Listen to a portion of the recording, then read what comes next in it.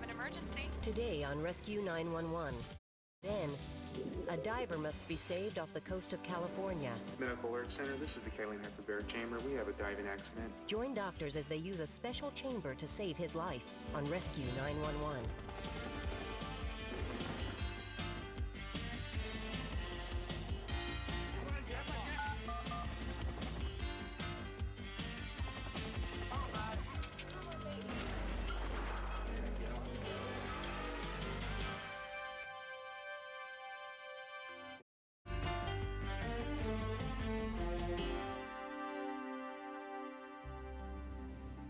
26 miles across the sea from Los Angeles, Santa Catalina Island has attracted scuba divers for years with its clear waters and abundant sea life.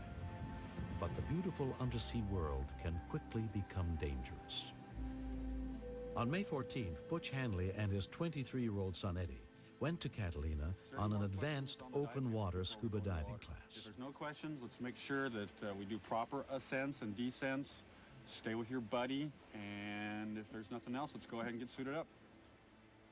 I've always liked water. I like being in water, and I've wanted to dive for years, and I tried to talk different people into taking a class with me. And I more or less drugged my son Eddie over to it and signed us both up. And Eddie seemed to enjoy going with his father. Diving on the buddy system, they kept in close contact to make sure someone would know if either of them got into trouble. On this particular dive, it was a deep dive and a cavern dive both. So we descended down to the mouth of the cave, which is approximately 80 feet. Instructor Rich Wallace led the small group into one of many undersea caves off Blue Cavern Point. After we played in there for a matter of maybe 5 minutes, we then met back again at the mouth of the cave to continue out to our depth that we were looking for, which is 100 feet. Once they reached 100 feet, they were supposed to begin to carefully return to the surface. Both the basic class and advanced class person is taught to ascend normally. A normal ascent would be, we don't want them to go up too fast. They shouldn't hold their breath. And this is stressed from the very, very first day in a dive class. Proper ascent is a matter of life and death to divers. Mistakes can cause lethal nitrogen to build up in the bloodstream or air bubbles to form on the brain. But this practice dive was not supposed to risk anyone's life. When it came time to ascend, Eddie seemed to have trouble getting off the bottom. The other divers got far ahead of him. During the ascent, Eddie and his father were separated, and that's not something we would ever wish to happen while we're diving.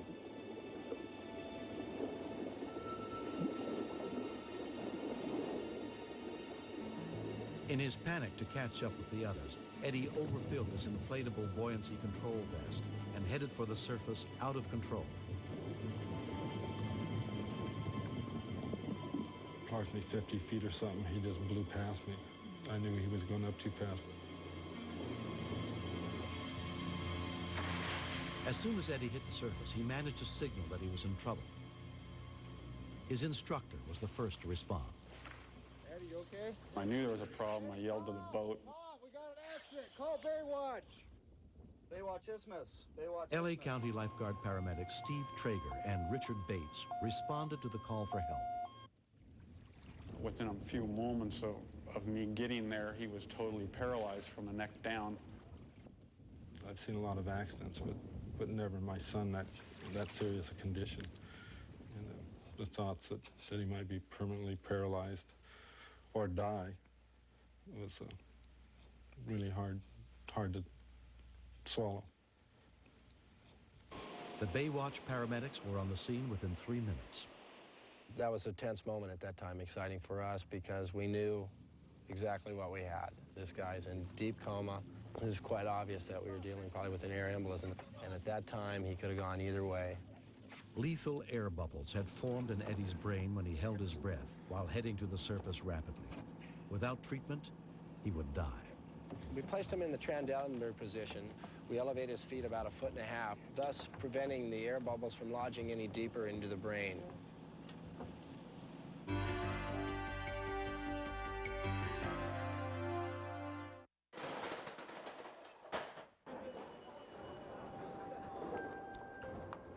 Every year, almost 6 million people are hospitalized for heart disease. but you can help reduce your risk.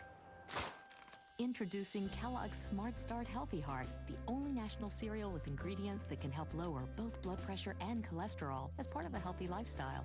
Only one cereal has ingredients that can help you do that. New Smart Start Healthy Heart. Help yourself.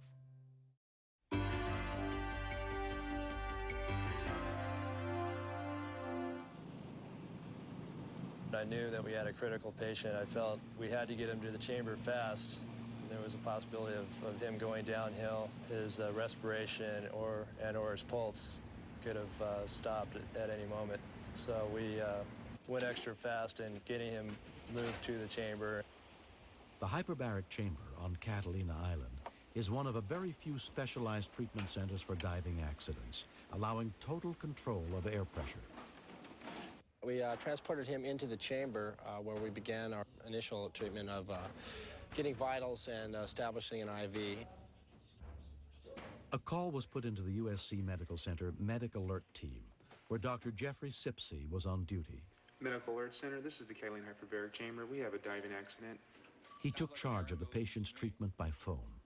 Yeah, okay. I think we Eddie needed to be taken down to a pressure level deeper than the one he was diving at, so the size of the air bubble in his brain would be reduced safely without causing paralysis or death. We have a paramedic on the outside who receives the orders from the base physician, and then in turn he could relay that to the paramedic on the inside. You ready, man? Let's go ahead and compress. Go. Although it's a slow, controlled process, the pressure in the chamber can have a dangerous narcotic effect on the rescue workers, so their condition must be watched as well. We got to about 30 feet of repressurizing, and the patient started to scream. Stop the descent. I didn't know for sure if we're blowing his ears out due to the decompression.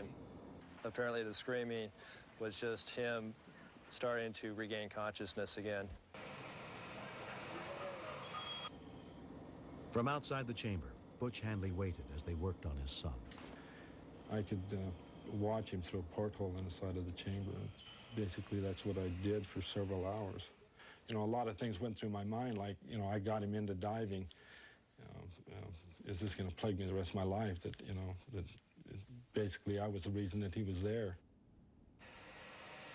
Upon getting to our ultimate depth there, when we arrived at 165 feet, the patient started showing signs of recovering and coming around. It's something we see in the chamber it's quite dramatic.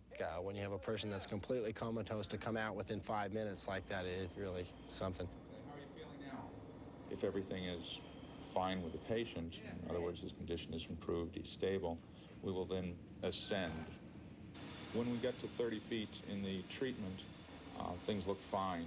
And then suddenly, during the middle of an oxygen breathing period, Eddie had a seizure. Alex, we've got a seizure. Take him off O2.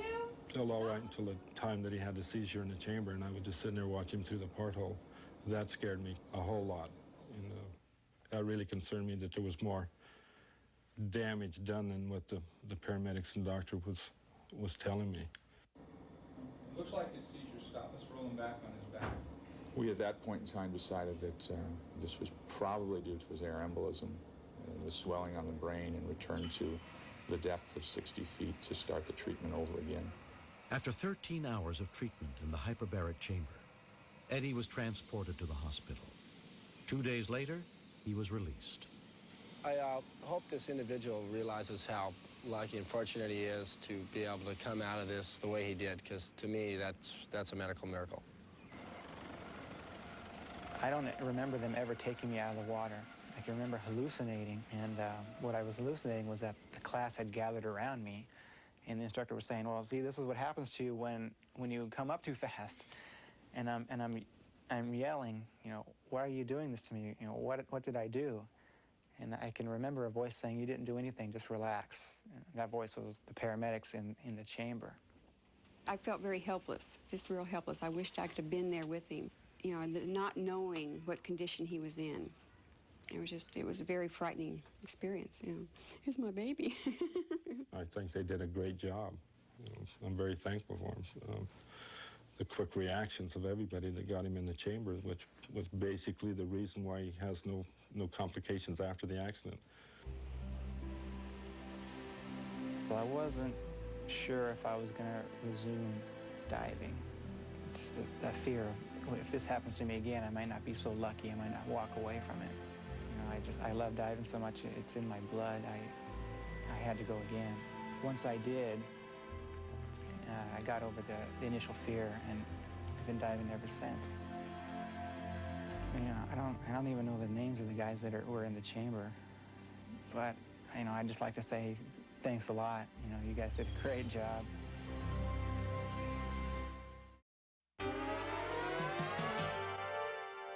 Next, step inside the command center where the calls for help are answered and meet the real-life heroes who save lives. Stay tuned for another episode of Rescue 911, next on Discovery Health Channel. Real life, medicine, miracles.